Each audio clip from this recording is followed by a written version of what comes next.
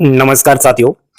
Social media पर कुछ खबरें लगातार आ रही है कि इंडियन पोस्ट ऑफिस भारतीय डाक विभाग का जो जीडीएस कर्मचारी है उसकी कुछ मांगों को लेकर के विभिन्न सारे यूनियन के महासचिवों के द्वारा लेटर लिखे जा रहे हैं और बार बार ये प्रयास किया जा रहा है कि जीडीएस की जो पेंडिंग पड़ी हुई मांगे है वो पूरी हो।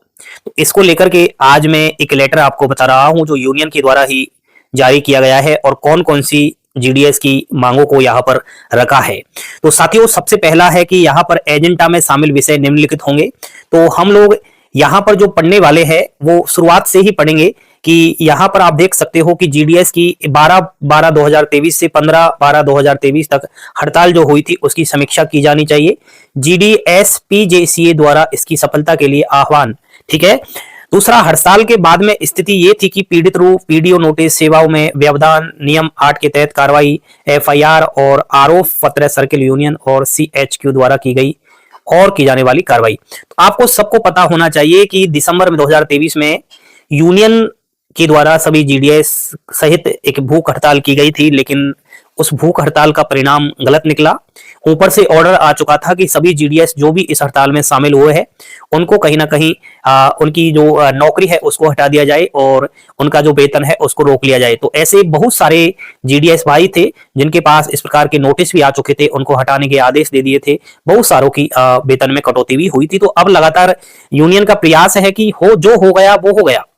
अब जो कार्रवाई चल रही है नियम 8 के तहत जो भी एफआईआर वगैरह जो भी जीडीएस की जो जॉब छीनी है या फिर अन्य कोई कार्रवाई है तो उसके बारे में इन्होंने कहा है।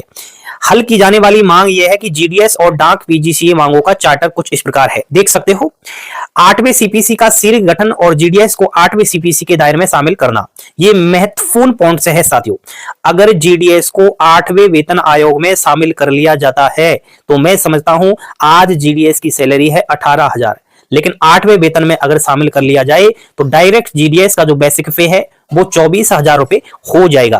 फिर आप इसका डीए भी लगा सकते हो 50%। तो अपने आप जीडीएस के वेतन में वृद्धि होगी। लेकिन यहां पर 8वें वेतन आयोग का जो मांग इन्होंने रखी है कि जीडीएस को शामिल किया जाए, ये मांग पूरी हो। इसमें कुछ महत्वपूर्ण पॉइंट है, उनको एक बार आप लोग देख लीजिए ताकि आपके भी समझ में आ जाए। पहला है जीडीएस कर्मचारियों के लिए सिविल सेवक का दर्जा। ये बिल्कुल ही महत्वपूर्ण मांग है यूनियन के द्वारा। आप सभी को पता होगा कि सुप्रीम कोर्ट के द्वारा ये बोल दिया गया है कि जीडीएस ग्रामीण डाक सेवक सिविल सेवक के लिए हकदार है। लेकिन यहां पर ये मामला फंसा हुआ है कि जीडीएस को जो वर्किंग डे है, वर्किंग आवर जो है वो 8 घंटे होना चाहिए। अगर 8 घंटे किसी केंद्रीय कर्मचारी का वर्किंग आवर नहीं है, ड्यूटी नहीं है, तो उसको सिविल सेवक का दर्जा नहीं मिल सकता। आप सभी को पता होगा जीडीएस का ड्यूटी टाइम 4 से 5 घंटे है। तो लगातार ये प्रयास किए जा रहे हैं कि जीडीएस की ड्यूटी टाइम 8 घंटे हो जाए। यदि 8 घंटे हो जाएगा तो यहां पर ये सुप्रीम कोर्ट के द्वारा भी कहना है कि सिविल सेवक का दर्जा मिल जाएगा। और भी बातें रखी गई है। यहां पर पेंशन के बारे में बोला गया है, एचडीबीएस और एकीकृत पेंशन प्रदान करने के बारे में बोला गया है। बाकी 12, 24, 36 वर्ष की सेवा पूरी करने पर यहां पर उसके बेसिक पे में और टीआरसीए और डीए में शामिल होना चाहिए। ये बिल्कुल है। मान लिया जाए आपकी ड्यूटी 12 वर्ष हो चुकी है और आपका बेसिक पे हो चुका है, सपोज करो 18,000 रुपए। ठीक है, आप बीपीएम हो या एबीपीएम, तो आपका बेसिक पे 18 हो गया और इसको हो गया 12 साल। तो बेसिक पे में ही उस 12, 24, 36 का लाभ मिलना चाहिए। ऐसा नहीं कि आपको अलग से कुछ दिया जाए, बेसिक पे में वो 12, 24, 36 का लाभ ना मिले। ऐसे ही किया है सरकार ने जीडीएस के साथ कि अलग से एक लॉलीपॉप पकड़ाया है कि 36 साल मान लिया जाए जीडीएस को नौकरी करते हो गया तो उसको प्रति वर्ष 7200 रुपए दे दिए जाएंगे अलग से। ऐसा नहीं होना चाहिए। इन 7200 को आप जो है बेसिक पे में ही जोड़े, ये कमलेश चंद्र कमेटी भी कहती है। अगला है जीडीएस की छुट्टियों को लेकर के 180 दिनों तक छुट्टी संचय और छुट्टी नकदीकरण की मांग रखी गई है।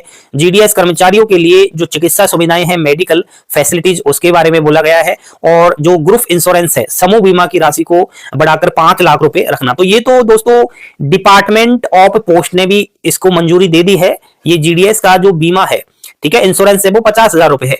इसको 5 लाख की मंजूरी दे दी है। लेकिन ये फाइल जो है वित्त मंत्रालय में अटकी हुई है और अभी कि आपको बता दूं, केंद्रीय वित्त राज्य मंत्री से भी मुलाकात की गई है। उनका कहना है कि दिल्ली के अंदर आचार संहिता लगी हुई है, क्योंकि चुनाव है, इस कारण थोड़ा इस काम को नहीं कर सकते। जैसे ही आचार संहिता हट जाएगी तो मैं समझता हूं साथियों, जीडीएस का जो ग्रुप इंश्योरेंस है वो 50,000 से 5 लाख रुपए हो जाएगा। ये मुझे बिल्कुल पॉजिटिव दिखाई दे रहा है। बाकी यहां पर ऑनलाइन जीडीएस के बारे में भी बोला है, अनुकंपा नियुक्ति आदि का अनुरोध करे, उत्पीड़न और अवास्तविक लक्ष्यों को रोके। तो टारगेट दिए जाते हैं, उनके बारे में बोला गया है कि टारगेट सीमित रखे जाए।